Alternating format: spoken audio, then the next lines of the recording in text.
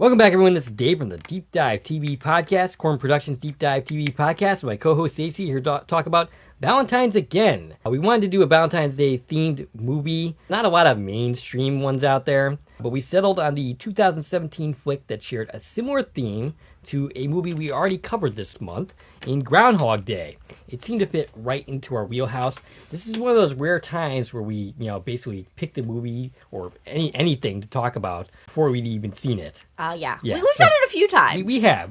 But it's definitely not something we do very often. And it worked so well for us when we did, Kids versus Aliens. Yeah, that was the best decision we ever made. I mean, hey, at least the podcast on it was pretty entertaining. I think it was, yeah. So the movie's description reads as follows. Catherine endures the worst Valentine's Day date of her life.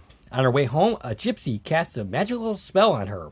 The next morning, she realizes she's reliving the day until she finds Mr. Right. The movie was written by Jack Sierkowski, 4 writing credits for him, a couple of producing credits, and 2 directorial stints.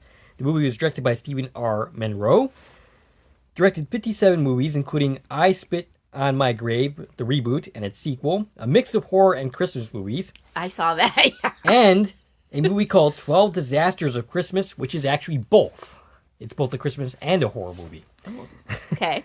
Before we go any further, I'll tell you a couple things. One, this is not a support for your podcast, so if you haven't watched the episode, I highly recommend you check it out and then come back and give us a listen. Secondly, if you're listening on the platforms of this podcast is now available on, please follow. And feel free to check out my YouTube channel, Korman Productions, where additional content can be discovered. If you're already on our YouTube channel, please like, share, and comment, and subscribe to our channel. All right, so we have Stacie here, who is dressed like she's coming from the North Pole. It's cold. Yes, it is very cold outside, and it's still fitting. It's cold out there today. And when this actually drops, it'll probably still be very cold. It'll probably still be cold. So, happy Valentine's Day. Yes, happy Valentine's Day. I think you forgot to actually say that. I did forget to say it. Because, this is dropping on Valentine's Day. Yep. So, happy Valentine's Day to everybody. I hope you have a better day than Kat does. Yeah. Though it works out for her in the end. Does it? I don't know. Okay, so we'll get into that. But all right, Stacie, your thoughts overall on this movie? Conceptually, I loved the idea. So basically, we took the movie Groundhog Day, which we love, of course. We covered it. It's a classic. And we stuck it on Valentine's Day. Yes. And when you and I saw this listing, as well as, who's in this movie, we were like, of course, this is the perfect movie for us to cover. Yep. I didn't love it as much as I wanted to. I would say that the execution of a lot of this isn't super great. I mean, when it comes down to it, it's a Hallmark movie. It is a Hallmark movie.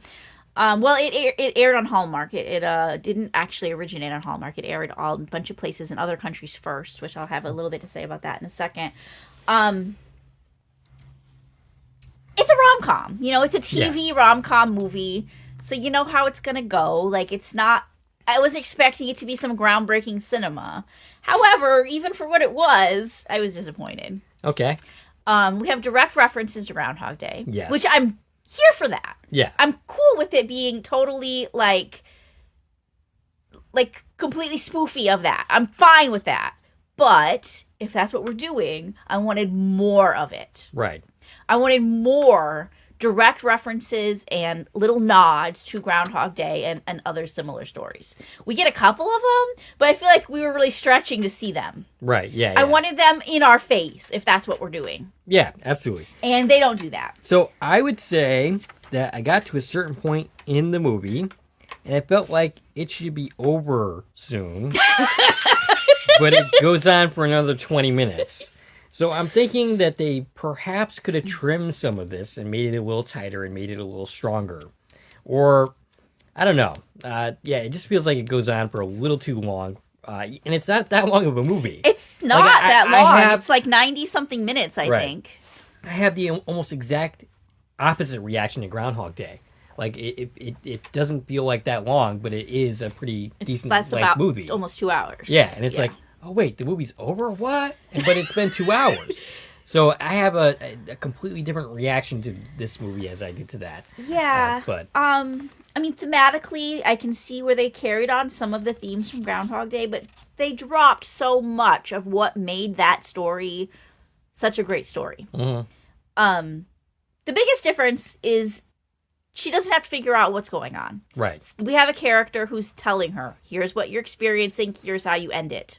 And she talks to this character throughout the film. Mm-hmm. Which, I mean, that's fine if they were going to change that, but I feel like it just took so much away from what the story could have been. Right. You know?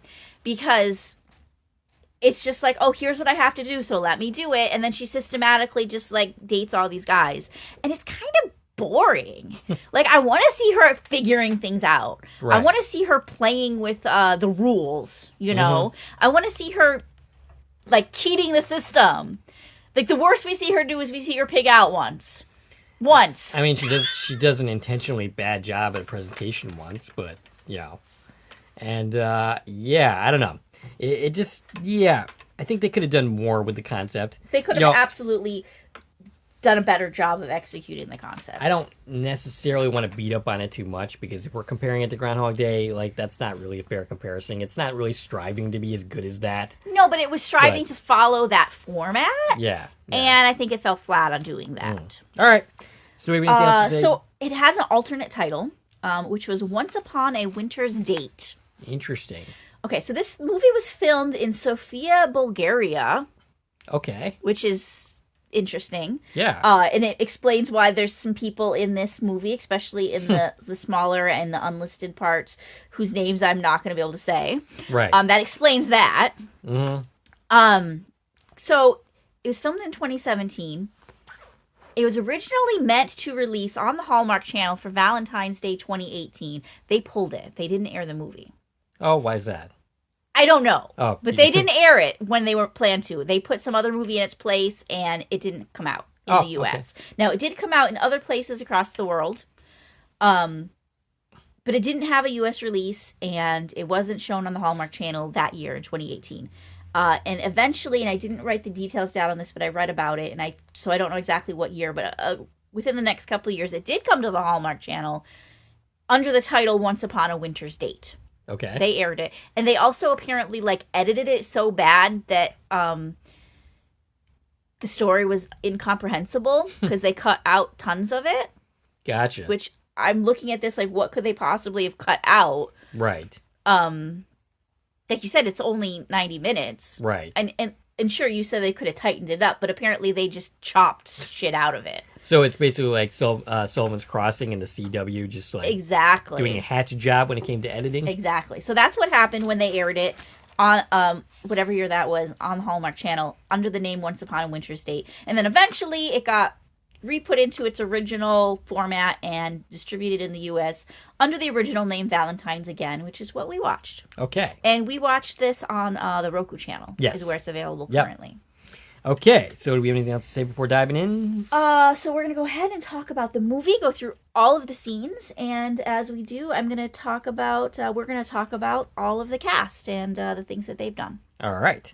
So we begin with shots of the city, and then we cut to our hero in bed. She's Kat. She's waking up in the morning on Valentine's Day, and it's kind of amusing that she's named Kat when she's actually a dog person. She's a dog person, but she's trying to get a client selling cat food. Oh yeah, so that's there's kind of all kinds of irony there.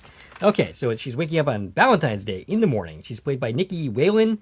67 credits for her, including 9 episodes of Scrubs, an episode of Melrose Place, and the movie Hall Pass. She also was in 5 episodes of Satisfaction, Flight 7500, which is kind of a sci-fi airplane movie, and 107 episodes of Neighbours, which is an Australian soap opera that we brought up once before. I have no idea where or who it was linked to, but I remember that we had discovered that this show exists that we'd never heard of that has, like, thousands and thousands of episodes. Oh, yeah. So she's in 107 episodes of that. So she turns on the news, and it's talking about Valentine's Day and how to get a date. She's soon joined by her dog, Zach, who tells... Zachy, who she tells it's going to be a great day. Yeah, not so much. So she woke up at 6:59. Yeah, which is an hour ahead of where Phil did. Ahead of Groundhog Day. And she's not woken up by her alarm, but she's woken up by receiving a text message. From Bradley, who's saying... Bradley, who she's apparently been having an online little romance with, and they're about to meet for the first time tonight for their Valentine's Day date. Yay! Except not so much. That's a terrible idea. Yeah. Don't ever go on a first date on Valentine's Day. All right. No. I will it's not. not allowed. Why is it not allowed though? Because Valentine's Day is not for first dates. It's just not. Okay. It's not. So I won't. Bad do it. idea. I will not do it. Not that I think I'm ever going to be on another date again, but... I almost just spit this water all over my notes. Okay, so she walks by her doorman, Kenny, who quotes poetry at her and wishes her a happy Valentine's Day. She drops her dog off at the daycare. Oh, why did I not put any credits for Kenny? Yeah, we got to talk about the people. So Right. Kenneth, the doorman, is played by Andrew Hawley. He is in Snow White and the Huntsman and 2 episodes of Wuthering Heights. I could have sworn I did that, but I guess I didn't. Maybe you did it somewhere else. Okay, so she drops her dog off at the daycare with Roger, who says, "Oh, this dog knows how to love." Yeah, we're gonna meet a lot of people really fast here yeah. because we meet we meet the same characters 100 times because that's what Right. we're doing. And Roger is played by... Roger's played by Ian Virgo. He was in 8 episodes of a show called Doctors, and he was in the movie The Lighthouse, Yes. which I am not artsy enough to enjoy. Gotcha. I found that movie terribly boring. So, a little too pretentious for your taste. Okay, so we go to an exercise class where we meet Peter. Peter's her yoga instructor. He's played by Alex Mills. He was in 1 episode of Vikings. Okay. With what's his name? Alexander Ludwig. Alexander Ludwig, who is the lead in Earth Abides. Oh, Nice. nice. He was a regular in Vikings. See, everything connects. It sure does. That's why we do that's these things. That's what we do. Yep. And then she visits the coffee shop where Josh gives her a coffee. And he's played by... Josh is played by Carrie Rhodes, who is actually Nikki Whalen's ex-husband. Oh, okay. At the time of filming, they were engaged. Gotcha. And now they're divorced. Oh. So... Well, that's a sad Happy story. Valentine's Day. He is a former NFL player.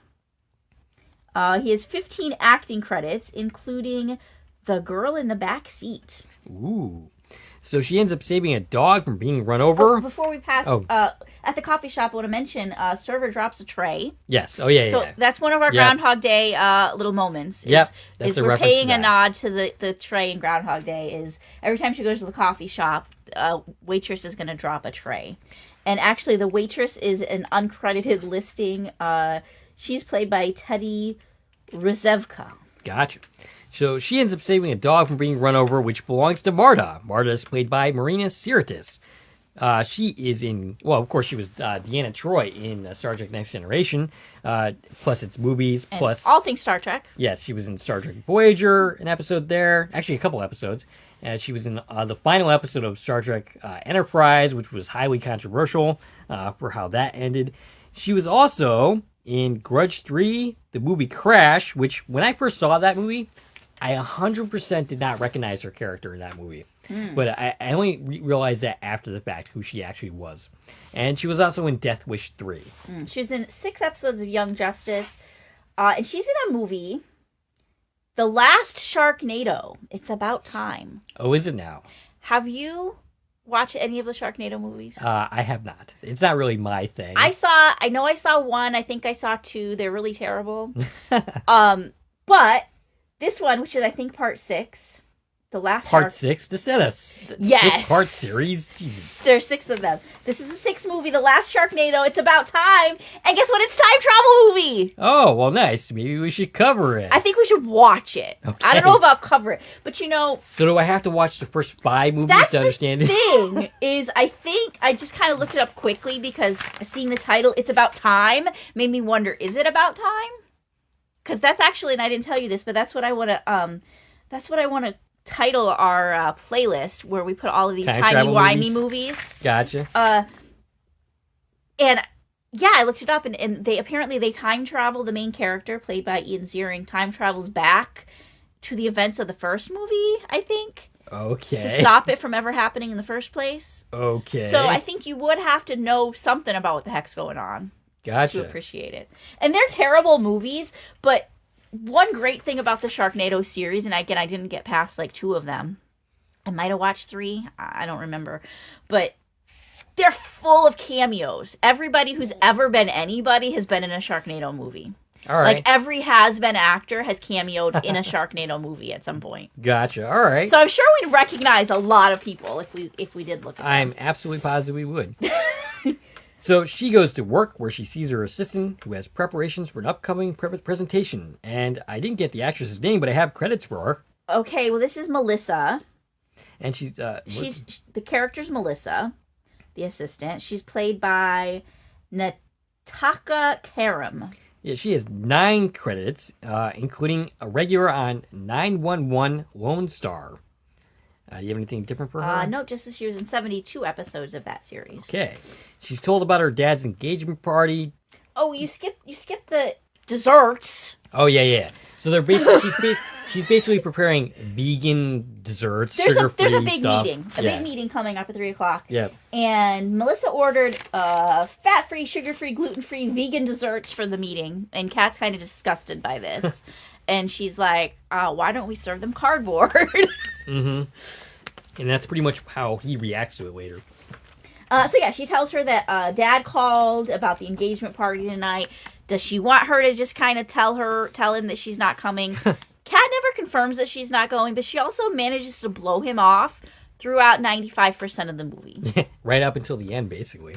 Yes. It's kind of like the auction that we see at the end. Exactly. She doesn't go to the party until the day that sticks, just like in Groundhog Day. Right. Where we don't see the party until the day it sticks. Maybe that's all you had to do. Right. Was just go to the frickin' event. So, basically, Kat is kind of skeptical of the upcoming wedding because her father has only known his future wife, Elizabeth, for like a couple 3 months. Yeah, 3 months. 3 months ago they met, and she hasn't even met her yet. You know, maybe you should have introduced your daughter to your fiance before your engagement party. I mean, maybe. But If, you wanted her to be a part of this. yeah, perhaps. Yeah. So she goes and sees her boss, who compliments her on what she did on a specific account. If she lands this current account, she could be made VP. This is the L'Achète Qui Mange Bien cat food account Yes. that they're trying to land, which we're going to spend a lot of time with them this movie. Yep. The boss, they call her Mrs. Banda, but from the credits, we learn her name is Janice. Okay. I don't know why she's Janice in the credits, but only Miss Banta in the movie. But it took me a minute to figure out who she was. I was able to recognize her picture, thank goodness, to figure out the boss is Janice. She's played by Paris Jefferson. She's in a movie series called The Jane Mysteries, and she was in 5 episodes of Departure. Okay. So Kat ends up practicing her presentation and then gets a call from her dad. She answers the call, but basically quickly gets him off the phone, and it makes me wonder why she even bothered picking up the phone. Yeah, she blows him off, and she's like, I'll call you later. Right. She meets with her friends, one of whose boyfriend is going all out and doing this big romantic date. That is Carmen, the curly-haired friend. She thinks she's getting proposed to tonight. Yeah. We don't actually ever get the... We don't get resolution on that, no. Because she doesn't talk to Clara, because Clara's kind of busy. She's got a date. Yep. Carmen, rather. The actress is Clara. The character's Carmen. The actress is Clara Perez. She is in 2 episodes of a show called Sea of Souls. Oh, that sounds interesting. And the other friend that they're with is their single friend. This is Amy. Amy's played by Karen Hassan. She's in 16 episodes of Hope Street, and she's in 12 episodes of Vikings. Oh, okay. Another Vikings link. Gotcha. So, she's questioned about who the guy she's going on a date with is. Kat thinks he's perfect, tall, nice eyes, great accent, thinks he might be her soulmate. Yeah, I got news for you on that one. Her other friend has no one, and that would be Amy. Yeah. She thinks she might be alone forever, and she talks about having... She's the crazy cat lady, Yeah. is what we learn. Yeah, and I think this might be my soulmate. Maybe I should meet her. You should go out with Amy? Yes, perhaps. Okay. She seems nice. She might live in Bulgaria. That's not a deal breaker for me. So she walks past the flower guy, and I get his credits later, but this is Danny. And yeah, I don't know where in my notes that I have credits for him, but it's somewhere. Well, I'll give you mine, and then you Okay. can hit him again and see if yours are any different. Yep.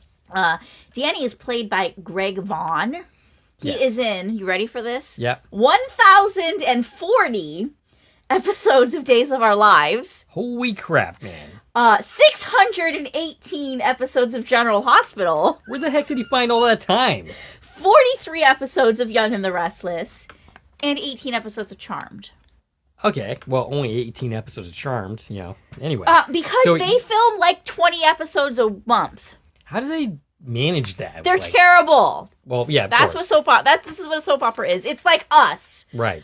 Like, this is the level of what they do. Like, we record a podcast. I mean, they're doing a little bit more because there's, like, sets and shit. But, yeah, they just kind of do it. Right, okay. It's not like a regular production where they rehearse and practice and change the script and edit. They just kind of do it, and then they air it. Gotcha. Okay. So she basically ignores him. She arrives back at her office and gives her a pep talk. Gives herself a pep talk. Maurice and Eva have arrived, which... These are the cat food clients. Yes. Maurice is played by Atanas Serbe.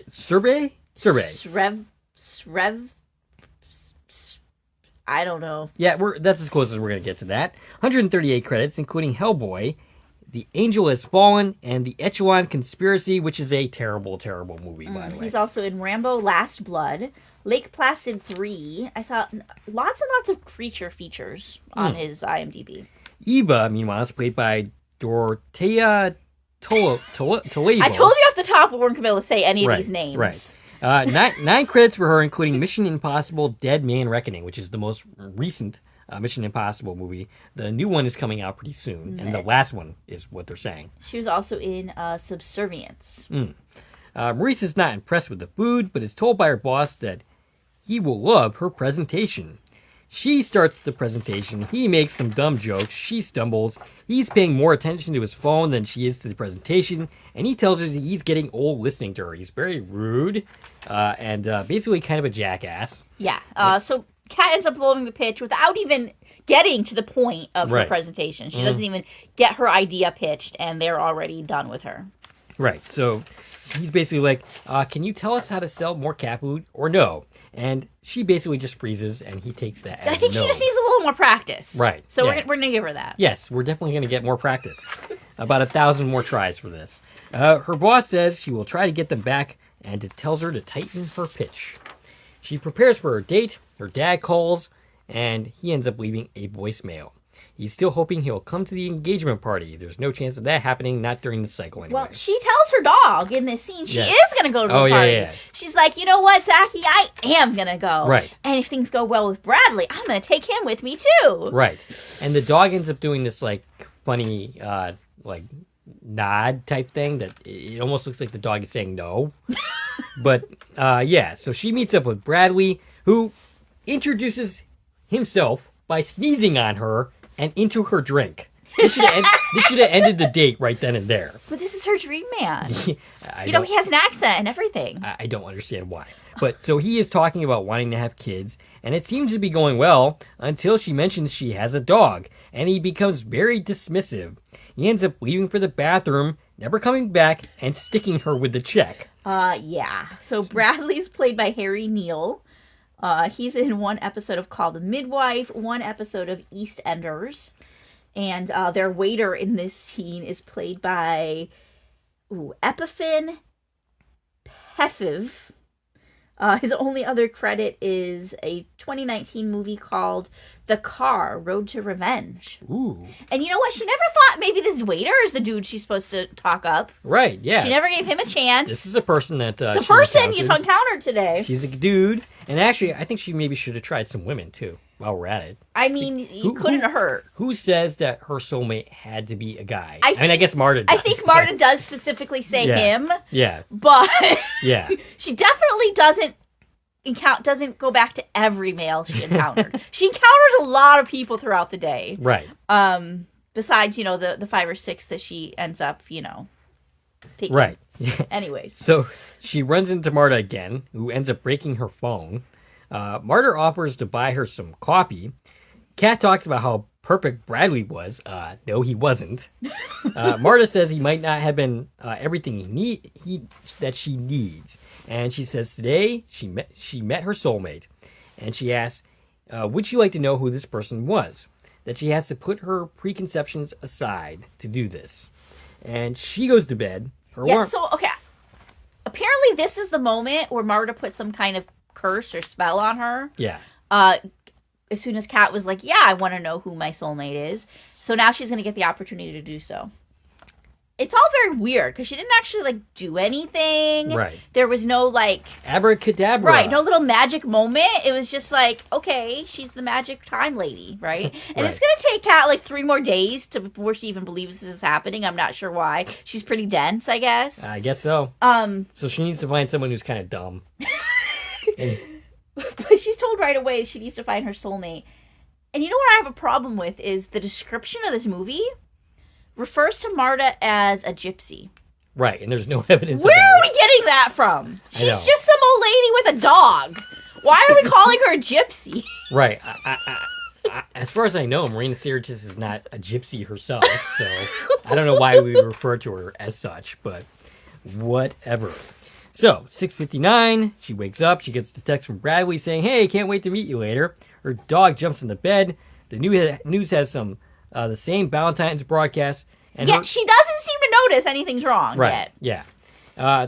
Her doorman ends up reciting the same poem. Before we get to the doorman, I found a pretty startling production error Okay, in the second morning scene, this Gotcha. first do-over morning. okay. Okay, so she got the text from Bradley that said, can't wait to see you, and she says out loud, like, yeah, as if, I mean, she didn't actually say as if, but, you know, that was the notion, like, you left me last night, why would I meet up with you again? Right. Like, I'm not giving you another chance. But then we see her phone screen, and her phone screen does not have the right text message on it. What text message is on it? Her phone screen says Bradley, it says today, so she's not looking at old texts, and it says, good morning, Kat, would love it if you met me at the park. Breakfast on me. And it shows a reply from her that says, sounds great. That's the text at the end of the movie. It's not identical to the text at the end of the movie, but it's the concept of the text at the end of the Right, movie. yeah. So, this was a big screw-up that nobody apparently caught. Right, wow. And you didn't catch it either, apparently. No, I didn't notice You it. must have been looking down at that moment. Yeah. But yeah, they clearly show the wrong message on her screen, but it says Bradley on the screen also. Interesting. So at somewhere along the line, they made this screen wrong. And I'm like, what is this? Does this come back? Because Right. that's not what's happening. Right. And it's not even, it couldn't be an old text because this was the first day they were meeting. Right. No. So yeah, I'm chalking it up to a huge production error. Yeah, I would say so. You basically ruined the end of the movie. She basically goes past the doorman who's reciting the same poem. She sees Roger at the daycare and It's she's doggy daycare. doggy daycare, and she confuses him by saying, "Hey, you said that the other day, like yesterday." She's like, "No, I didn't. That never happened." And she ends up getting coffee. Sees the same people crashing into each other. And on the street, she runs into Marta, and literally suggests that she's repeating the same day by saying "yesterday" in air quotes. Yeah, because Kat's not understanding it. Right. Everyone's telling her it's Valentine's Day, and she's just like, no, it's not Valentine's Day. Right. Yeah. At this point, she should know something weird is going on. Right? So she goes to work, runs into her assistant. She changes the fat-free, gluten-free desserts with actual sugar and fat desserts. So that, Maurice might actually like them. Right. She repeats the conversation with her boss, repeats the phone call with her dad, repeats the lunch with her friends, dismisses the flowers guy again, Danny. Though at this point we don't know that he's a flower guy. I think we can see he's delivering flowers. Oh, yeah, okay. We just don't know his name's Danny yet. Right.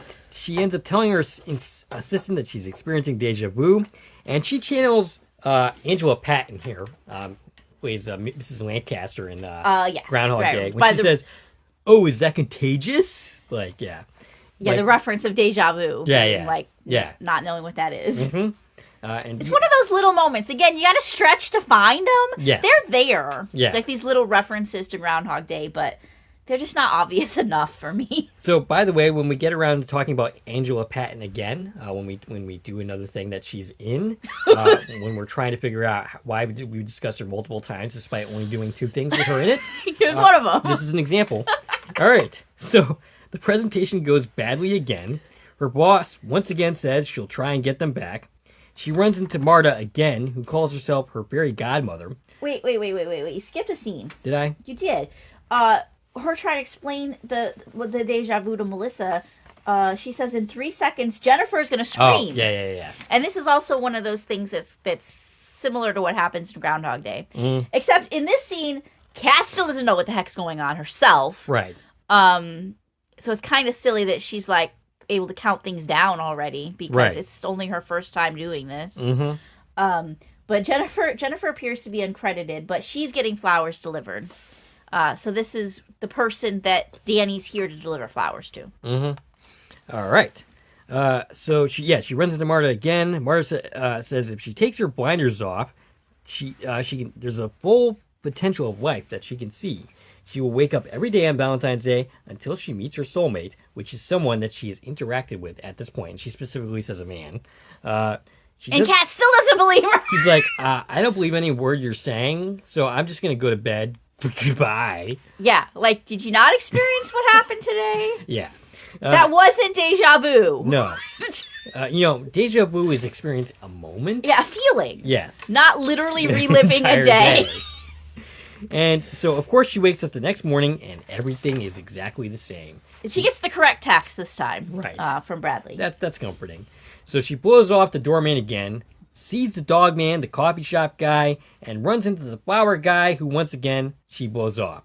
Her presentation, this is the third time we're seeing this, is actually a success this time. She gets to the point this time. She's suggesting basically gendered specific, cat food. Yeah, which is the dumbest male concept. Male cat food and female cat food. But the idea is a hit. Maurice loves it. Yeah, it's a dumb concept, but it's successful here. So next morning, she's begging Marta to lift the curse. Marta suggests giving the guy she's talking to a chance. Once she's connected, everything she does will have consequences. But everything before that will not. Yeah, so she makes a list Yep. of all of the men that she encountered. And this is where we finally get to know their names. Right. Then I had to go back and put their names where they belonged in my notes. It's Kenneth the doorman, Roger the dog man, Peter the yoga instructor, Josh the barista, Maurice the cat food guy.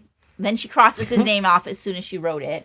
And Bradley the dog hater, and then she crosses his name off too. It seems like, I don't know, it's a little confusing in the editing. Does she try him again? Or is she just having flashbacks to that first date? Okay, so we watched this once together. Yes. And I was very confused by this scene and by a bunch of scenes. The second time when I was taking my notes, all of the scenes made so much more sense to me after, revisiting them. And I really think it was just them telling us who these people were. Okay. So as she's writing a name, it showed them to us. Gotcha. So that we would know who they were, because they never gave them names until this point. Right. All right, makes sense. So the next morning, she stops and gives Kenny a chance and asks specifically, what does the poem mean? They end up going to dinner, but he somehow ends up blowing it by talking about the beauty of sugar crystals. Yeah, she wasn't digging it, and she crosses his name off the list. I don't see why that was so bad. Yeah, comparing to what all the rest of these dates go, I'm surprised she didn't circle back around to Kenneth. Right, yeah. I mean, she gives Bradley like 5 times in this movie. So next up is Roger, who opened up a dog rescue, but he turned... This time when she goes to, she goes to pick up Zachy from the doggy daycare, and this is when she talks up Roger, we see Danny there delivering flowers. Oh, that's right. Yeah. Which we hadn't seen him, I don't know if they hadn't shown him before, but this is the first time I noticed him there. So he's basically opened up a dog rescue. He takes her there. Yeah, he says he doesn't have any Valentine's Day plans because he has to stay at the rescue. But then he mentions he has a girlfriend. So my question is, why did he not involve his girlfriend in something? Like, he has to be there 24/7. He can't take her out on a dinner or something. I mean, maybe she didn't want to come to the dog rescue. I guess so. But what he said is he gave his people the night off. Gotcha. So yeah, he's not being a great boyfriend. No. And during that first viewing, I was like, maybe it is him. Just because he has a girlfriend doesn't mean he's not your soulmate. Right. Yeah. He could be in the wrong relationship. He could be. Maybe. Kat could have been the one. But she dismissed him as soon as he mentioned his girlfriend, and she crossed him off the list. So next up is Peter, but he just wants to talk about yoga and seems to be pushy and take charge, which some people would probably like. He was so rude to her. Yeah. He was like, you're beautiful, but you'd be so much more beautiful if you mastered yoga. Yeah, basically he criticizes every life decision she's ever made in her entire life. And then orders for her right. food that she will not eat. Which, again, is something that someone might like, but Kat is not the type. No. So Peter's not the one. He gets crossed off the list. Yeah. She tells Marta that they are all mistakes. Did I miss Roger? Nope, that didn't happen yet. Okay. So, yeah, she tells Marta that we did Roger. Roger's the dog guy. Oh, no, not Roger. There's still one Coffee more. guy. No, we didn't do him yet. Okay. So, yeah, that they're all mistakes. Marta says they aren't. They just aren't right for her. But they aren't bad people. Well, Bradley is. Yeah, she tells her to keep going. Yeah. She's dismissive of the flower guy. Danny, once again, and this is where I have credits for him for some strange reason, like almost on the last page of my notes. This might be, like, the first time he actually, like, has a conversation with her. Gotcha. So that's maybe why I did that here? Yeah. Okay, so 44 credits for him, including a mixture of Christmas movies and soap operas. And he does have an appearance on Sabrina the Teenage Witch. Okay. And as she gets in the elevator, he offers a flower through the door. Which should have been a key to her that maybe you should pay more attention to him. Right. But I still think she's not having it at this point. Right. She's ignoring him. Right. Like, why is he not on your list? There should be Right. 10 more people on your list, Right. at least. Yeah. Maybe the person that she randomly said bless you to isn't the one. But anyway, next up is Josh. And so She does something here. She delays the waitress. yes. And causes her not to bump into the dude, and the tray does not get dropped this time. Yep. So Josh ends up taking her rock climbing while the rope assistant watches with disgust.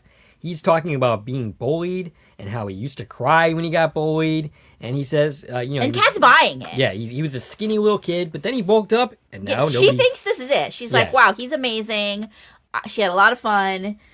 But then the female climbing assistant has some words for her. Yeah, it basically says he's a player and that he was stacked in school, so everything about him is BS. Yeah, he was never bullied. He was the bully. I was rooting for Josh here because he seemed like such a nice guy. But apparently he gives this line to all the girls. Yeah, and it yeah. usually works. I guess- Female climbing assistant is played by Melanie Monroe, who was not listed on IMDb.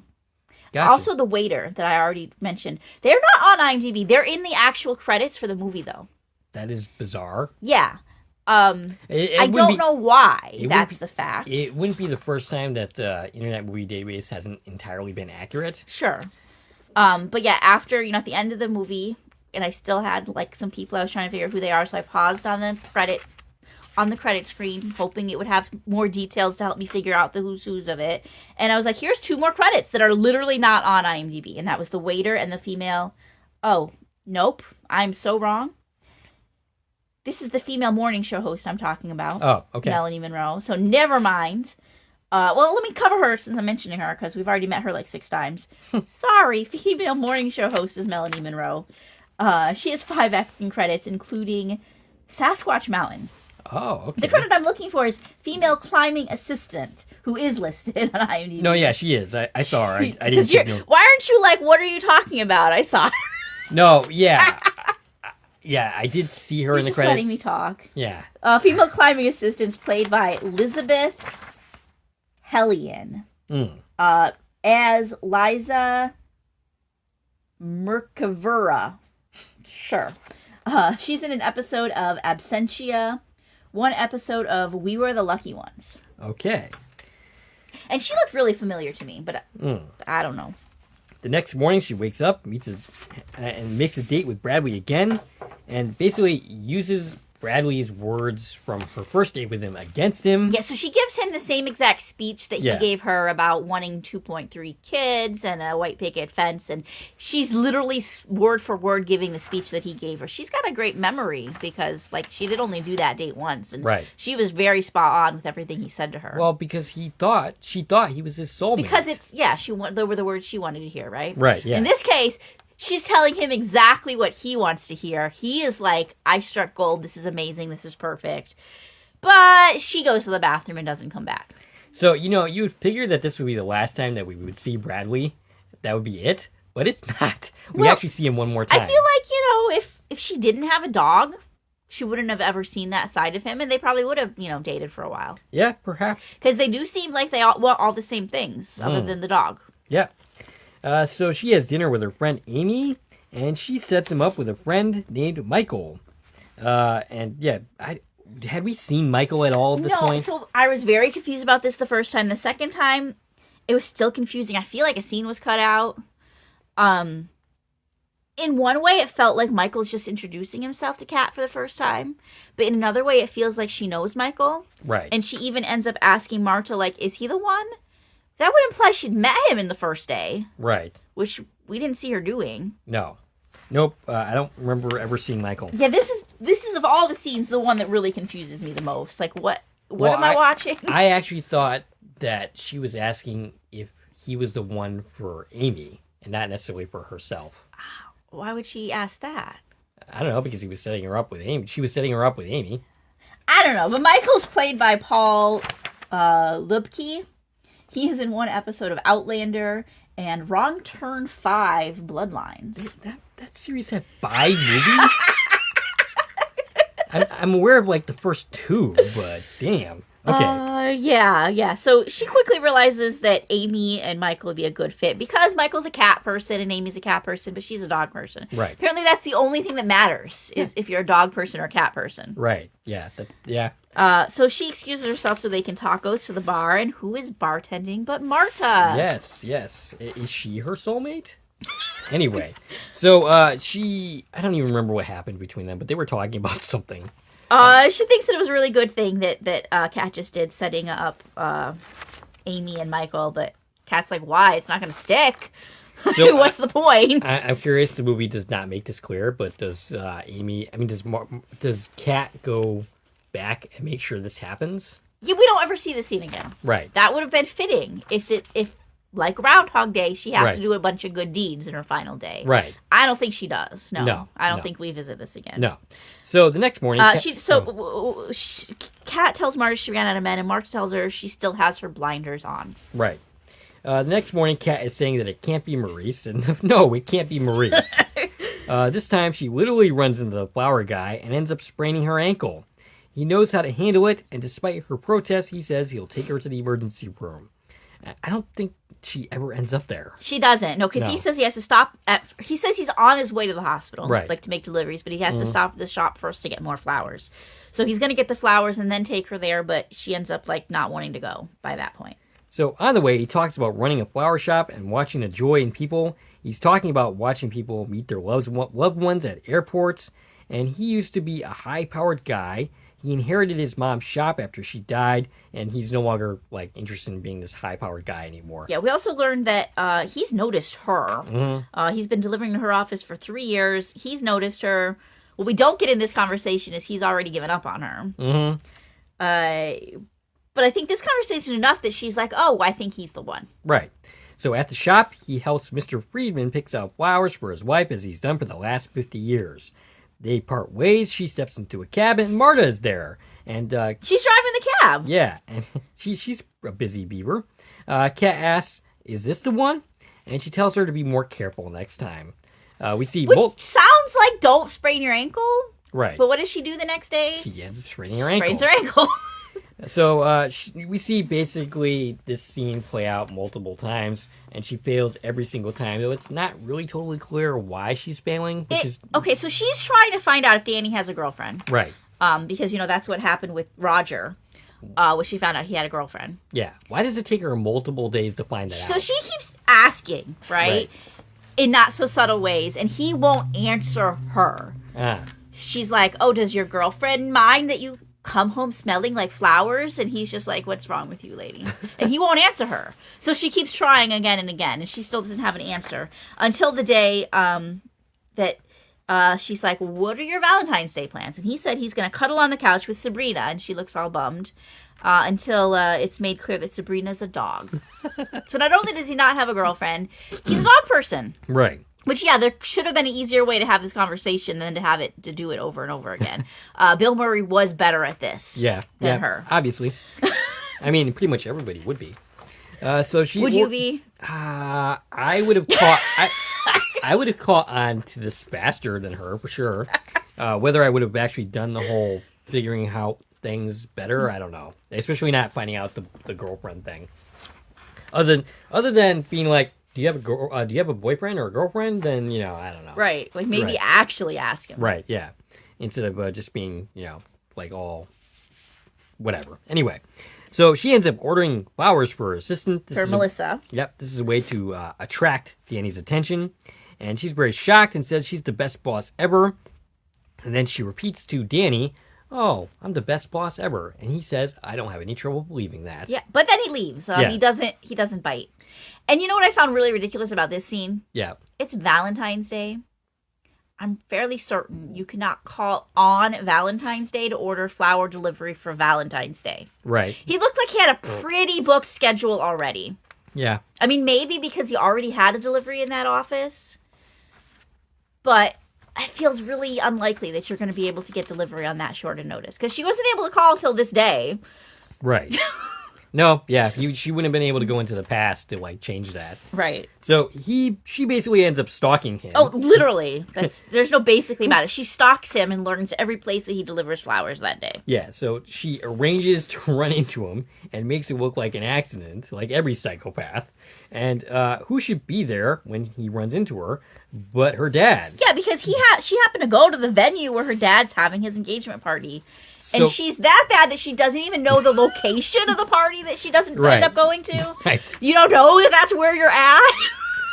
So Dad quickly realizes what she's up to because unlike her, he's kind of smart. He decides he wants an introduction. He invites... he basically invites Danny along to the engagement party, which is pretty presumptuous, but okay. Her dad feels like she gets in her own way.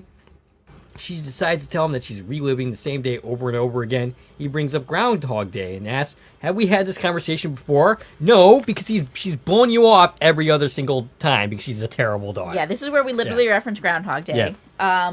Dad is Donald. He's played by Douglas Reith. Mm-hmm. He's in one episode of The Crown. He's in one episode of Sense8. 16 episodes of Downton Abbey plus the Downton Abbey movie. Okay. So he says to stop playing games and just go after what she wants. We see her at doggy daycare again. Where she runs into Danny. Delivering flowers there. Who should be there but flower man guy, Danny. And she suggests a play date with the dogs, which I went, oh no, you didn't just do that.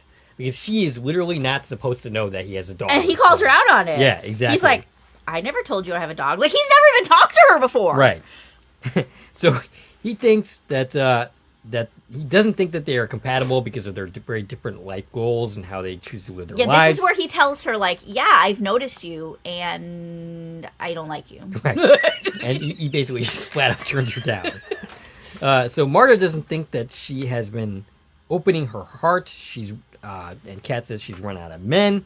Marta says, having a strategy will not get this done. Yeah, specifically pointing out the fact that she lied to Danny about the whole watching people at the airport thing. So in one of those scenes, she tells him, like, "Yeah, I love watching people at the airport," but he knows she's fake. Right. And this is very much like in Groundhog Day. Yeah. Where Phil is trying to make Rita think that he's who she wants him to be. Right. But he's not. Right. There's no sincerity there. Right, exactly.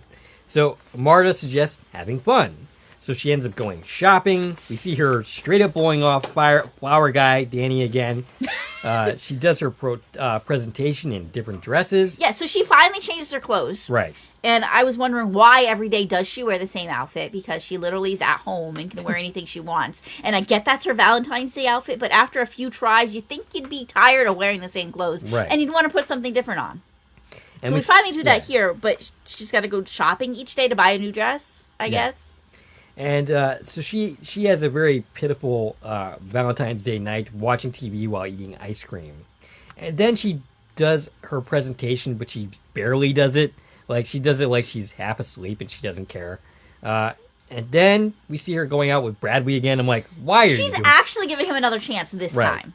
And what she does different is she brings Zachy with her. All right, is this actually giving him a chance, or is this just trolling him? I really think that she was like, I think he'll love him if he meets him. Right, okay. So, not so much. He breaks into a sneezing fit. This time he doesn't actually sneeze on her, so there's that. And also, why didn't he see the dog before this moment? Where was the dog? Right, under the table somewhere. How do you keep a dog like that? I guess Lily has sat at her table and not been noticed for a couple I guess he didn't meet her at the bar, the first time. She Right. must have already been at the table yeah, I guess with the dog. So she gets a bunch of dogs from Roger's shelter. She adopts 3 dogs from the shelter, which is funny because no reputable shelter is going to let you adopt 3 dogs on the drop of a hat. I guess this is not reputable then. No, Roger's kind of in over his head, I think. Yep, and so they all enjoy Valentine's Day laying on Kat's bed. Yeah, she has a puppy play date. And they're all getting along, so that's good. Maybe she should go back and adopt these dogs. And then they all sleep in the same bed together. She talks to her boss. The dogs, that is. Yes. What did I just say? You didn't say anything. It just sounded a little weird. Okay. So she talks to her boss and asks if doing, what they do is even worth it. She's wondering if there's more to life than cat food. She sees a plane. Yeah, she finally does go to the airport. Yeah, and watches loved ones greet each other at the airport. Yes. The thing that, Danny thought is the best thing next to delivering flowers. She seems to enjoy it, but she goes back to the office after getting harassed by Melissa. She answers a call from her dad, and then she goes out to eat with her dad. Okay, so she goes back to the office just to go back out and eat with her dad? It might have been a different day. Okay, maybe. I mean, it gets hard to track the days after a while. Yeah. But yeah, she's meeting her dad, which is great. Yeah. And she actually listens to him talk about how he got together with his fiancé, which, she's never bothered to actually do. She's never bothered to actually listen to her dad describe how they got together in the first place. They talk about missing her mom and the things that her mom would do. She says she doesn't know how to settle. She knows exactly what she wants, down to the letter, and she does not know how to settle for less, which it's not necessarily settling for less. It's your standards and what you're looking for is unrealistic. It's the whole thing that Marta's saying is what you want is not necessarily what you need. Right. So he says the thing that is the most precious is that the time that they have. And she ends up spotting Danny again. She thanks Danny for something. For helping her remove her blinds. Ah, gotcha. And goes and does her present. And he thinks she's nuts at this point, because they've never had a conversation before. Right. She goes and does her presentation and then shoots down her own pitch saying, this whole gender-specific cat food thing is ridiculous. And Maurice and Eva end up leaving pissed. She gets into an argument with her boss, wondering, hey, why the heck did you just do that? And Danny's watching this. Kat says she thinks she doesn't belong here anymore and gets herself fired. No, she quits. Yeah. She quits. She quits, but also she gets fired because she specifically said, "Oh yeah, you're fired."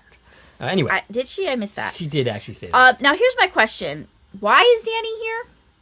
The same reason he's always been here. Well, he's always here right after lunch. Right. He's always here when she comes back to the office from lunch. He's now here after her 3:00 pitch. So it's like 3:30 or 4. Okay, so he's never there then. Why is he here? Is he coming back here multiple times? Because he really needs to get his route in order if that's the way he's operating his business. I'll tell you why he's here. It's so that he can witness this scene and fall in love with it. It's the wrong time for him to be here. I can't get that. All right, so this whole scene impresses Danny enough to go after her. He thinks this was the first time he saw the real her. He gives her flowers to give to the receptionist in the lobby, and she takes them happily. And then she ends up delivering more flowers. They spend the rest of the day delivering flowers together. Yes. Now, this is weird, right? I mean, kind of. Isn't it weird? Like, they basically just met, and now she's just doing deliveries with him all day? Well, she doesn't have a job anymore. So I know, but they've never had any of those prior conversations. Right. Like, he was just like, you quit your job, that's amazing. Come hang out with me. Right. I mean, maybe at this point he thinks that he's going to get a new employee because, she just lost her job. Well, that is where it ends up going, but right. The whole thing's just really weird. Yeah. So, they spend the day delivering flowers together. He goes back to his shop, gets out a bottle of champagne. She thanks him for a good day. She brings up the airport thing again, which now she's actually experienced. It's sincere this time. Yes. Yeah. So he not only believes her, but he kind of loves her for it. They kiss. She asks him to go somewhere with her, and that turns out to be her dad's wedding party. Engagement party. Her dad gives a speech about his soon-to-be wife, Elizabeth, and they do this back-and-forth thing, which, kind of plays comically. Danny thinks her dad has a real passion for life, and Elizabeth comes over with her dad and says she's happy she made it. Kat ends up... have no idea how many times she didn't make it. Right. Kat introduces them to Danny. His dad gives advice to always give flowers on Valentine's Day, which they find very amusing because of how they spent their day. Yeah, and Dad has no idea why, because apparently he missed the fact that this is the dude that delivered all the flowers for the party. Yes, apparently so. Elizabeth is played by Emma Burden Sutton. She has 21 total acting credits, including 1 episode of American Monster. So, Hugh offers her a job opportunity. She tries to invite him in. Basically, he's offering to have her do the marketing. He says, he could use somebody to do advertising because he's trying to expand the business. And she's like, okay, but a good portion of my day has to be delivering flowers. Every day now? It's really weird. Yeah. So all of their interactions are really weird. So she tries to invite him in. He says he'll call her tomorrow and gives her a kiss. And this is actually kind of like the reverse Bill Murray, Andy McDowell situation where Andy McDowell is the one saying, well, not her character, Rita in that movie, is basically saying, let's call it a night. Let's not spoil it. Whereas the guy in this case is the one saying that. So it's kind of a general role reversal. But it's the same thing where the person who thinks that this is all going to be erased doesn't want it to end. Right. Of course, she doesn't realize that she is in the day that's going to stick. Yay! So, next morning, she thinks she's waking up the same day. She gets a text message, but the broadcast is different. And she's getting a good morning text from Danny inviting her to the park. She ends up delivering flowers with Danny, who gives her the rules. And Kat ends up giving a flower to Marta, who thanks her. And Marta ends up watching as they kiss with their dogs, and that is where the movie ends. Yay, so she found a dog dude, and she admits she likes flowers. Yay. I think. Yeah, well, I guess changed. I guess it's the insinuation is she's changed. She became a better person. Which, because she watched somebody at an airport for 5 minutes? So, in order for this to really work, you kind of need her to actually be a bad person. She's not really a bad person. They were just different. Right. And now I guess that the growth is that she learned it's not all about cat food.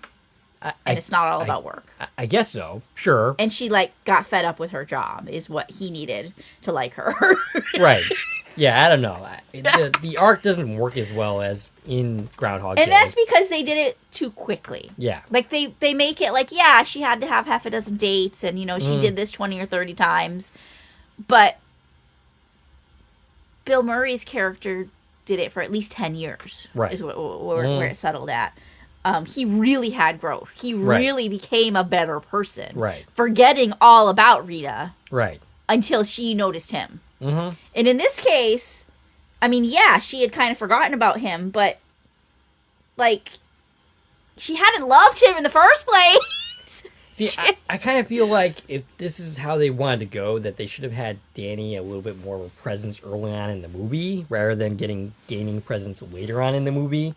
Yeah, I think it really boils down to the reason it doesn't work the same way is because she was told, figure out who your love is and you'll end it. Right. And it wasn't figure out what you got to do to end it. Right. Become a better person. Mm-hmm. I don't know. It, like I said, the way that they used the concept it fell flat for me. Mm-hmm. All right. Do you have anything else to say? We have, let's see. I've got cover. 2 more uncredited listings. There's a guest in the restaurant, played by Velislav Eniv. Only one other. This is their only acting credit, and their other credit is a camera credit.